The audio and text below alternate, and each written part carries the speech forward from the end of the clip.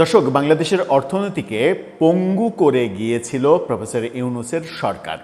রাজস্ব খাতে ভয়াবহ স্থবিরতা, রাজস্ব আয় করতে না পারা, সরকার চালাতে না পারা। প্রফেসর ইউনূস নিজে একজন অর্থনীতিবিদ হয়েও অর্থনীতির না বুঝে কর্মকাণ্ড করা, বাংলাদেশ ব্যাংকে গভর্নরের মাধ্যমে টাকা লুটপাট করা, নিজের স্বার্থে দেশের সমস্ত সম্পদ লুটেপুটে খাওয়ার যে চেষ্টা, তার মাধ্যমে বাংলাদেশের অর্থনীতিকে একেবারে ধ্বংস করে দিয়ে গিয়েছিলেন। এবং তার ১.৫ বছরে অভ্যন্তরীণ খরচ চালানোর জন্য অভ্যন্তরীণ ব্যাংক থেকে ৩.৫ লাখ কোটি টাকা ঋণ করেছিলেন, যেটা ৫৫ বছরের ইতিহাসে সব থেকে বেশি এবং একটা রেকর্ড। সেই ঘটনা আমরা এখনো তরতাজা দেখছি চোখের সামনে, এখনো ভুলে যাওয়ার মতো সময় হয়নি। সেই ঘটনা ভুলে যাওয়ার আগে নতুন ঘটনা আমরা দেখলাম। বর্তমান সরকারের প্রথম ২ মাসে যে পরিমাণ ঋণ নেওয়া হয়েছে ব্যাংক থেকে, সেটা বোধহয় বাংলাদেশের ইতিহাসে প্রফেসর ইউনূসের রেকর্ডকে দুমড়ে মুচড়ে দিয়ে নতুন একটা রেকর্ড, নতুন একটা বিশ্ব রেকর্ডের দিকে চলে যাওয়ার সম্ভাবনা তৈরি হয়েছে। সাথে ভয়াবহ হারে প্রফেসর ইউনূসের ওই ধারাবাহিকতা বজায় রেখে টাকশাল থেকে শুধু টাকা ছাপানোর ব্যাপারগুলোও চলছে। কি হচ্ছে? অর্থনীতি কোথায় গিয়ে দাঁড়িয়েছে? শেখ হাসিনা স্বৈরাচার, ফ্যাসিস্ট সব কিছুই ছিল, কিন্তু শেখ হাসিনার আমলে এই অর্থনৈতিক সংকটের কথাটা কি আমরা কখনো শুনেছি? হঠাৎ করেই কি মিরাকল ঘটে গেল? হঠাৎ করেই শেখ হাসিনার সরকারকে দোষারোপ করে প্রফেসর ইউনূস যেভাবে পার পেতে চেয়েছিলেন এবং প্রফেসর ইউনূস যেভাবে বাংলাদেশের অর্থনীতিটাকে একেবারে শেষ করে গিয়েছিলেন, সেখান থেকে ঘুরে দাঁড়ানোর কোনো পথই কি বর্তমান সরকার খুঁজে পাচ্ছে না?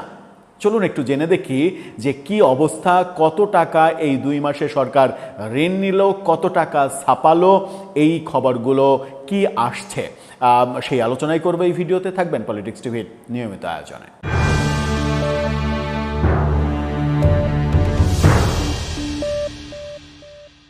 দর্শক, বলছিলাম প্রফেসর ইউনূসের রেকর্ডকেও হার মানাচ্ছে বোধহয় বর্তমান সরকার যে পরিমাণ ঋণ গত ২ মাসে নিয়েছে। সেই তথ্য যখন আমরা জানবো তখন মনে হবে।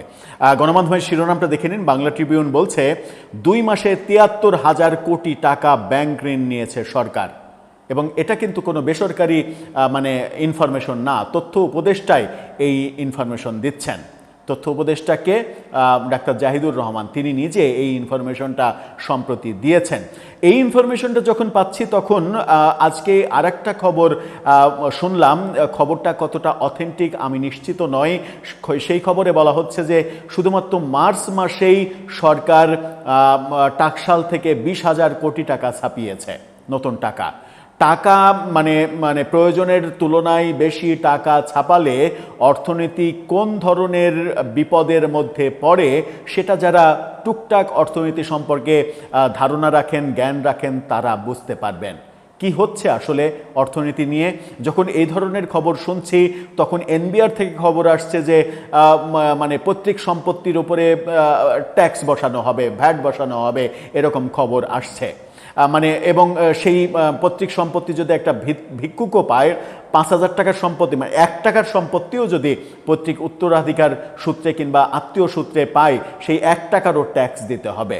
তার মানে সরকার আদতে অর্থনীতি পরিচালনা করতে হিমশিম খাচ্ছে। এই যে ৭৩,০০০ কোটি টাকা ঋণ কেন নেওয়া হলো, চলুন কিভাবে বলা হচ্ছে। গত ২ মাসে সরকার প্রায় ৭৩,০০০ কোটি টাকা ব্যাংক ঋণ নিয়েছে বলে জানিয়েছেন তথ্য উপদেষ্টা ডাক্তার জাহিদুর রহমান। তিনি বলেন, এতে কিছুটা চাপ তৈরি হতে পারে এবং এর ফল জনগণের উপরও পড়তে পারে। তবে পরিস্থিতি এখনো সংকটজনক বা রেড জোনে পৌঁছায়নি। আত্মতুষ্টিতে ভুগছেন এখনো, যে এখনো সংকটজনক বা রেড জোনে পৌঁছায়নি। রেড বাতি জ্বলতে কিন্তু বেশি সময় লাগে না, অনেকক্ষণ হলুদ বাতি জ্বলার পরে। যারা গাড়ি চালান, গাড়ি ড্রাইভ করেন, তারা খুব ভালোভাবে জানেন যে সবুজ বাতি যখন গাড়ির তেলের ক্ষেত্রে সবুজ বাতি যখন হলুদ বাতি হয়ে যায়, হলুদ বাতি থেকে লাল বাতিতে যেতে কিন্তু খুব বেশি সময় লাগে না, খুব দ্রুতই হলুদ বাতি লাল বাতিতে পরিণত হয়।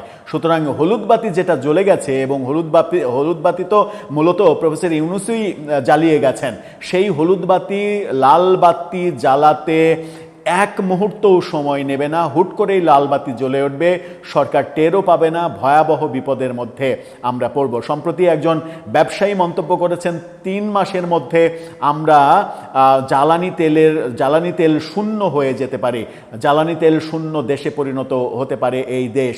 কি ভয়াবহ বিপর্যয় আমাদের জন্য অপেক্ষা করছে তাহলে চিন্তা করেন। অর্থনীতির 12টা কিভাবে বাজিয়ে গেছে প্রফেসর ইউনূস। চিন্তা করেন যে এই সরকার 2 মাসে সরকারের রেগুলার কাজ চালাতে 73,000 কোটি টাকা ঋণ নিতে বাধ্য হচ্ছে। যদি 2 মাসে 73,000 কোটি টাকা নেয়, তাহলে প্রফেসর ইউনূস 1.5 বছরে যে 3.5 লাখ কোটি টাকা নিয়েছে 2 মাসের হিসাবে, আপনি চিন্তা করেন যে 1.5 বছরে তাহলে কত লাখ কোটি টাকা হয়। এই রেকর্ড যে অলরেডি ভেঙেছে প্রফেসর ইউনূসের হিসাবের অনুপাত ধরলে মানে এই 18 দুগুণে 36 মানে 20,000 কোটি টাকা মানে প্রফেসর ইউনূস নিয়েছেন প্রতি মাসে, 20,000 কোটি টাকা মতো নিয়েছেন। এখানে যদি 2 মাসের হিসাব করা যায় তাহলে সর্বোচ্চ 40,000 কোটি টাকা হওয়ার কথা, সেখানে 73,000 কোটি টাকা, অলমোস্ট ডবল। প্রফেসর ইউনূসের অলমোস্ট ডবল ঋণ নেওয়া হয়ে গেছে। তথ্য উপদেষ্টা বলছেন এখনো রেড জোনে যায়নি, কিন্তু রেড জোনে যেতে কতটা সময় লাগবে সেটা কি তিনি জানেন? আমার মনে হয় যে অর্থনীতি সম্পর্কে তার সেই মোক্ষম জ্ঞানটা থাকার কথা নয়, কারণ তিনি অর্থনীতির ছাত্র নন। তিনি মানে একজন শিক্ষক মানুষ, তিনি অর্থনীতি সাবজেক্টে পড়েননি, তার এই ব্যাপারে বিশদ জ্ঞান থাকার কথা নয়। সরকারের কিংবা প্রধানমন্ত্রীর তথ্য উপদেষ্টা হিসেবে হয়তো একটা বিবৃতি দিতে হয়, সরকারের পক্ষ থেকে একটা বিবৃতি দিয়েছেন, কিন্তু যারা অর্থনীতিবিদ, সবথেকে বড় কথা সেটা হচ্ছে যে প্রফেসর ইউনূসের আমলে আমরা 2টা জিনিস দেখেছি। সেটা হচ্ছে যে তিনি সংবিধান সংস্কার কমিশন করেছেন, সংবিধান কাটাছেড়া করে যা ইচ্ছা তাই করেছেন, কিন্তু একটা দিনের জন্য তিনি কোনো সংবিধান বিশেষজ্ঞের সঙ্গে মিটিং করেননি। একজন সংবিধান বিশেষজ্ঞকে তিনি ডেকে বলেননি একটু কথা আছে।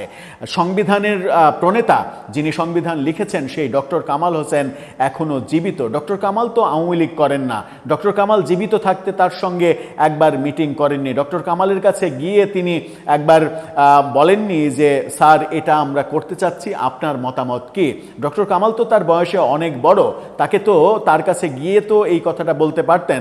ডক্টর কামালকে কিভাবে অপমান করা হয়েছে মানে ওই সংসদের দক্ষিণ প্লাজায় বেগম খালেদা জিয়ার জানাজায়, সেটা আমরা দেখেছি। প্রফেসর ইউনূস সেই অপমানটা করেছেন। ডক্টর কামালের কথা বাদ দিলাম, যে শাহাদিন মালিককে তিনি সংবিধান সংস্কার কমিশনের প্রথমে প্রধান হিসেবে ঘোষণা করেছিলেন, তার অনুমতি না নিয়ে জাতির উদ্দেশ্যে ভাষণে সেই শাহাদিন মালিকের একটা পরামর্শ নেননি। সংবিধান বিষয়ে যেমন মানে সংবিধান বিশেষজ্ঞদের পরামর্শ নেননি, তেমনি অর্থনীতির ক্ষেত্রে বাংলাদেশ ব্যাংক পরিচালনা, অর্থনীতি পরিচালনার ক্ষেত্রে একজন অর্থনীতিবিদের পরামর্শও তিনি নেননি। তার মানে তিনি মনে করেছেন তিনি নিজেই পৃথিবীর সবথেকে বড় অর্থনীতিবিদ। হ্যাঁ, এটা ঠিক যে তিনি সামাজিক ব্যবসাটা খুব ভালো বোঝেন, কিভাবে সামাজিক ব্যবসার সংজ্ঞা নির্ধারণ করে সরকারের ট্যাক্স ফাঁকি দিতে হয় এবং ট্রাস্ট তৈরি করে সরকারের ট্যাক্স ফাঁকি দিতে হয়, এই ব্যবসাটা পৃথিবীতে সব থেকে ভালো বোঝেন একমাত্র ডক্টর ইউনূস।